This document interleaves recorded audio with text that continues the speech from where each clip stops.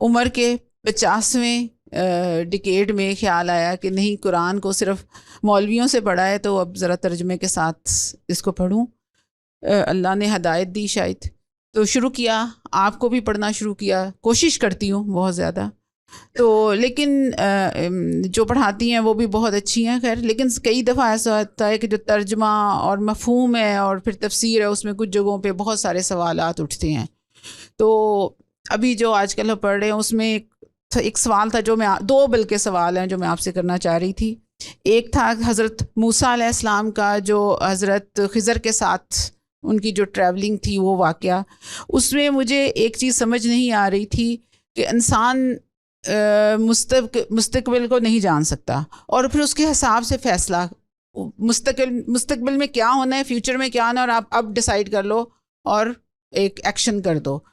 اس پورے ٹریول میں یہی ہے کہ مستقبل کو دیکھا گیا اور پھر ایکشن ہوا.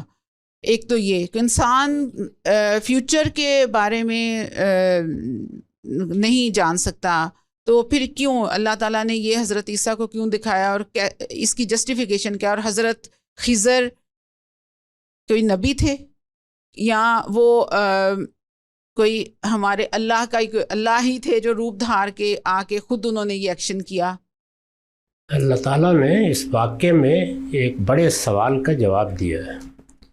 یعنی اس دنیا میں جو معاملات ہو رہے ہوتے ہیں، اگر آپ غور کر کے دیکھیں تو ان میں سے 2-4% سے زیادہ کو ہم سمجھ نہیں پاتے کیوں ہو رہے ہیں.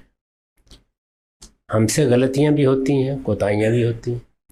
ہم جد و جہد کرتے ہیں، وہ کامیاب بھی ہو جاتی ہے اور ناکام بھی ہو جاتی ہے.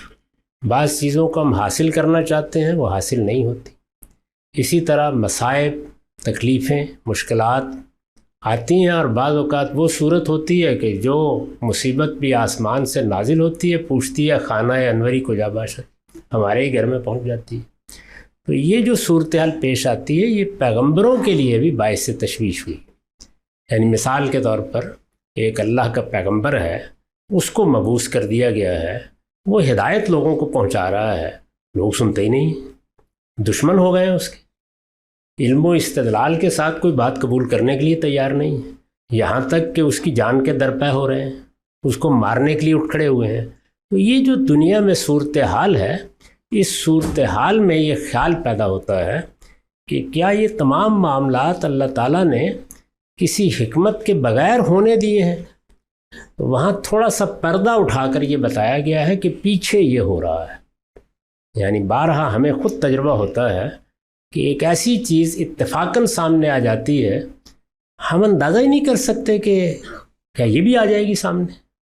ہم جس راستے پر جا رہے تھے، بظاہر لگتا تھا کہ ہم تو لڑک رہے ہیں، لیکن ایک پتھر پہ ہاتھ پڑ جاتا ہے، اللہ تعالیٰ بچا لیتے ہیں. اس طرح کے بہت سے واقعات جن کی توجیہ کرنا کوئی آسان کام نہیں ہوتا. تو یہ فرمایا کہ میں نے تمہیں ارادہ دیا ہے، اختیار دیا ہے، اس میں یہ سب معاملات پیش آ رہے ہیں، لیکن میں کہیں غائب نہیں ہو گیا. میں ان تمام معاملات کی نگرانی کر رہا ہوں، اور میرے فرشتے معاملات میں اس طرح سے پیچھے مداخلت بھی کر رہے ہوتے ہیں، لیکن وہ اتنی ہی مداخلت کرتے ہیں جتنی مداخلت حکمت کی روح سے ناگزیر ہو جاتی، ورنہ ارادہ و اختیار پر اثر انداز ہو جائیں گے. یہ بات بتانے کے لیے اللہ تعالیٰ نے سیدنا موسیٰ کا وہ تجربہ ہمارے سامنے پیش کیا ہے. اس میں جن ہستی سے ان کی ملاقات ہوئی ہے، وہ اللہ کے فرشتوں میں سے کوئی فرشتے تھے. جس طرح فرشتے اللہ تعالیٰ کے احکام کی تنفیذ کر رہے ہیں، ہمیں نظر نہیں آتے، وہ تھوڑی دیر کے لیے ان کو دکھا دیا گیا، یعنی پردہ اٹھا دیا گیا. دکھانے کی بالعموم 2 صورتیں اللہ تعالیٰ اختیار کرتے ہیں. سب پیغمبروں کے ساتھ یہی ہے. ان کو کوئی مشاہدہ بیداری کے عالم میں کرا دیا جاتا ہے، ان کو کوئی چیز رویا میں دکھا دی جاتی ہے. ابھی میں نے ایک سوال کے جواب میں ابتدا میں عرض کیا تھا کہ رسالت مآب صلی اللہ علیہ وسلم کو بھی مستقبل کی بعض چیزوں کے بارے میں رویا دکھائے گئے. تو اسی طرح کا یہ غالباً ایک رویا ہے. دونوں باتیں ہو سکتی ہیں. یہ عالم بیداری میں ہوا، جیسے کہ خود رسول اللہ کے بعض مشاہدات ایسے ہی ہیں. مثال کے طور پر روایتوں میں آپ لوگوں نے پڑھا ہوگا کہ نماز پڑھانے کے دوران میں یک بیک ایک مشاہدہ ہوا، اور اس میں رسول اللہ صلی اللہ علیہ وسلم آگے بڑھ گئے، ایک قدم آگے رکھ دیا اور بعد میں بتایا کہ مجھے اس طرح جنت دوزخ دکھائی گئی اور ایک پھل کا خوشہ تھا، میں اس کو لپک کر توڑ لینا چاہتا تھا، یعنی وہ اتنا حقیقی مشاہدہ تھا۔ یہ رویا میں بھی ہوتے ہیں۔ تو یہ ایک مشاہدہ ہے جس میں جو کچھ پیچھے ہو رہا ہے اس کے ایک حصے سے تھوڑی دیر کے لیے پردہ اٹھا دیا گیا ہے تاکہ اللہ تعالیٰ کے فیصلوں کی، ہمارے ساتھ اس کے تعلق کی حکمت اللہ کا ایک پیغمبر سمجھ لے۔ ان کو ایک قوم کو بنانے، اٹھانے، اس کو ایک مشن کی طرف راغب کرنے، اس کو ایک جگہ سے نکال کر دوسری جگہ آباد کرنے کی غیر معمولی ذمہ داری دی گئی تھی۔ یعنی انبیاء کی تاریخ میں بھی سیدنا موسیٰ کی ذمہ داری اتنی غیر معمولی ہے کہ آدمی حیرت زدہ ہو جاتا ہے کہ یہ کیا کوئی ایک انسان پوری کر سکتا ہے؟ ایک پوری قوم کو ایک جگہ سے اٹھانا ہے، پوری قوم کو مطمئن کرنا ہے کہ میں تمہیں اللہ کے حکم پر لے کر جا رہا ہوں، ان کو فلسطین میں جا کے آباد کرنا ہے اور وہاں ان کے لیے ایک مشن طے ہے جو آگے صدیوں تک جاری رہے گا۔